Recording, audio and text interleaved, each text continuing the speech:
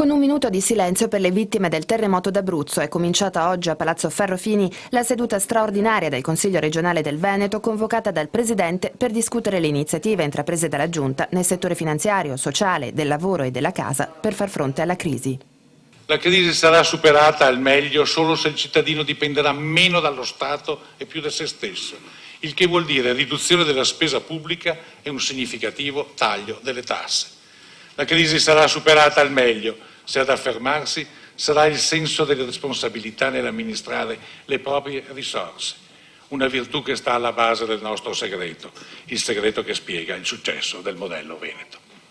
Sotto accuse i comuni di Padova e Venezia, il primo soprattutto colpevole di aver investito in titoli tossici. Tutto sommato però è un discorso carico di ottimismo quello pronunciato dal governatore, che ha descritto un nord-est produttivo e manifatturiero ancora in grado di vincere sulle illusioni della finanza. Contro la crisi, ha detto, la Giunta è intervenuta con gli ammortizzatori sociali per i lavoratori e con i consorzi fidi per il credito alle imprese, ma il messaggio vero è questo: per uscire dalle difficoltà bisogna puntare sulla modernizzazione. Dopo il passante di Mestre, la Valdastico Sud, la terza corsia della A4 e il Mose.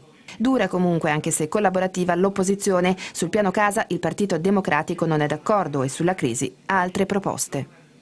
Noi abbiamo presentato proposte molto concrete che vanno dal finanziamento della cassa integrazione in deroga, incentivi e sostegni per le imprese che hanno meno di 15 dipendenti e sostegni straordinari anche ai lavoratori attraverso anche sostegni precisi al reddito. Noi non faremo ostruzionismo perché quando ci sono dei momenti di crisi non vale la pena di fare ostruzionismo, sono i momenti in cui bisogna tentare anche un po' di unità. Però chiaramente noi punteremo molto sui provvedimenti che sono di sostegno all'economia reale della nostra regione.